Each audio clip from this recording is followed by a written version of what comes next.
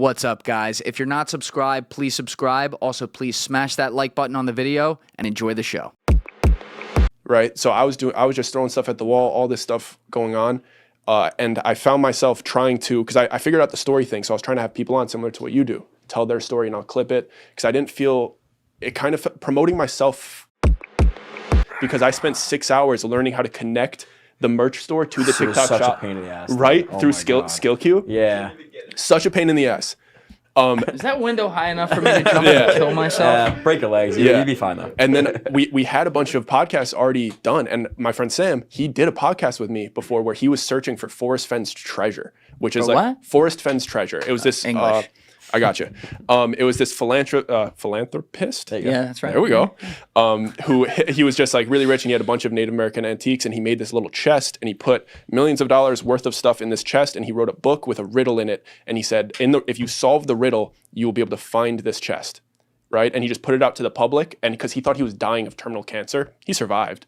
But then it became a big media storm because people were going to search in national parks for this treasure. I saw that. Yeah. So really cool story. And my friend Sam went to look for it while he was in college at Boulder, Colorado. Amazing story. He almost died.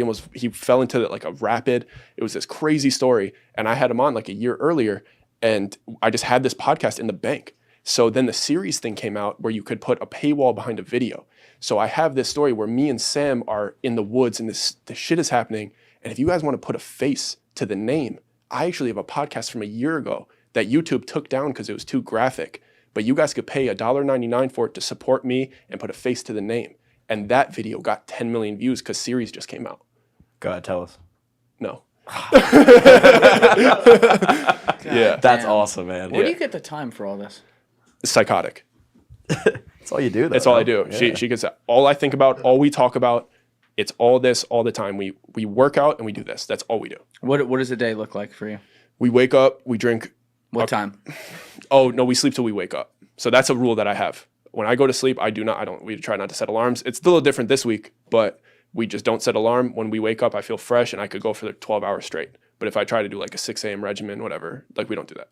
Interesting. Yeah. Okay. I just need to feel rested. Your boy needs to sleep. 100%. You know what I'm saying? Yeah, you're one of those people. You're born. I have a phrase. You're born with the cocaine in your veins. Yeah.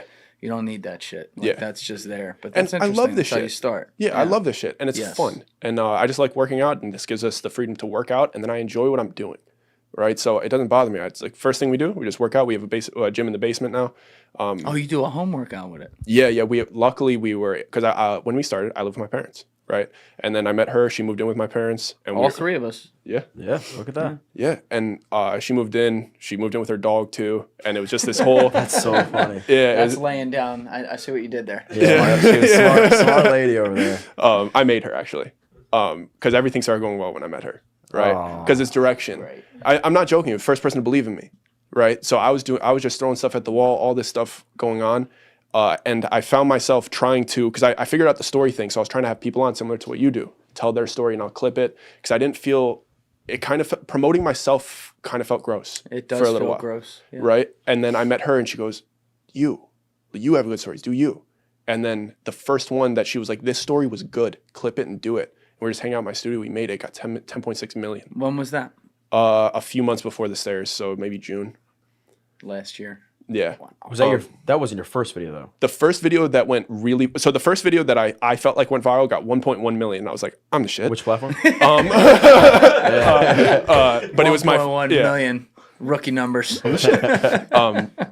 But it was my friend Hamza telling a crazy story. So it was my boy telling a story, but then that's when I realized the story thing. And then I reached out to the entire public on TikTok of 1.1 million viewers that I had at the time and 16,000 followers. If you guys have a crazy story, DM me. I'm going to send you a Zoom link. And then I'm going to have you in Zoom and I'm going to give everybody the platforms, the podcast and the people. Crowdsourcing. Wow. And I had a ton of kids call in for this one thing. I did it on a Friday and we had like 30 kids in the lobby. Obviously they kind of started dripping out because I was like, hey, there's a queue. You know, everybody has like 10 minutes. People start dropping out, but we got like 8 kids over the country to call in on Zoom, and I was clipping their stories. And I was just doing that because I knew the story thing was a big thing. And that did okay.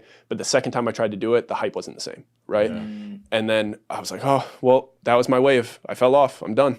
Right. That was it. That's it for me. And then we met, we started seeing each other. And then I just randomly told a story on a pod about this time I lived in a commune in Reseda, California. And this girl started acting like a demon. Right. And she started acting crazy, you know, and it was good. And I just told it from a funny, it was actually more comedy. What was that story? Guys, if you're still watching this video and you haven't yet hit that subscribe button, please take 2 seconds and go hit it right now. Thank you. Let's go through that one.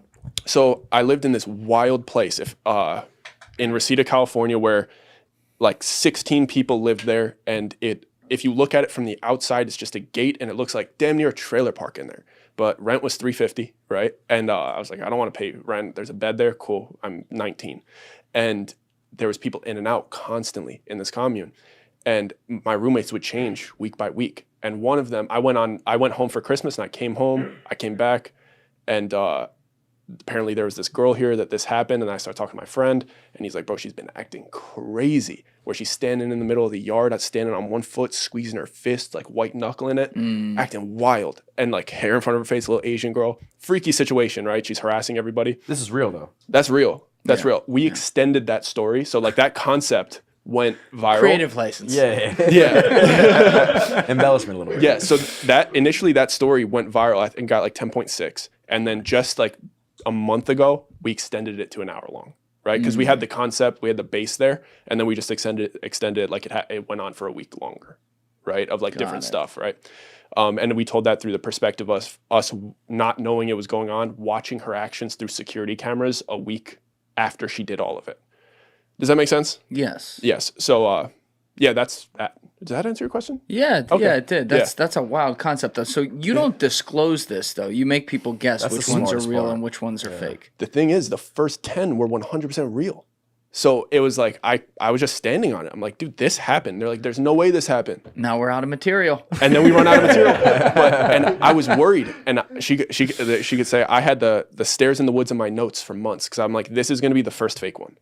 This is the first one, and I knew it because it was just this really cool concept that was from this old Reddit post 10 years ago that was like a phenomenon of these mythical staircases in the woods that the park rangers don't even know why they're there, but they just pop up and disappear randomly.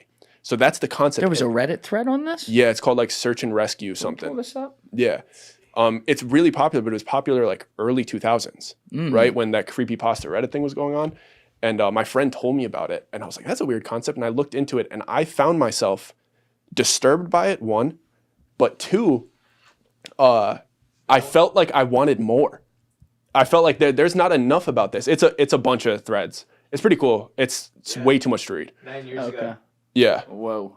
Which is also smart because now like you have reference. Like, Yes. It's a fake story, but people can go like, no, I saw this on Reddit too. Like it must Yes. be real. Yeah. One thing that's annoying is that they say I stole this story and I'm reading it word for word, and that's not even remotely true. If it's so different, it's just the concept, and then Yeah, I you made used the concept and made a story. Exactly. And what happened in that story? That's your most famous video. Yeah, but I couldn't even tell you what happened. We were doing that on a daily basis. 12, like that was the hardest month of our life. Like it was. It took a month to do that. It took 30 days straight. Yeah, that was like an hour, 20 minutes or something, that video. Oh my Yeah. God. And people were like, come on, you recorded it all. We know you recorded it all. I'm like, bro, I don't even know what's happening next. I'm figuring out what's happening next tomorrow As you're going. as I'm going on a daily the pressure and 5 million people. I'm tuning in every single night. Thank you for watching the video, guys. If you haven't already subscribed, please smash that subscribe button and check out this clip's full podcast episode by clicking here or in the description below.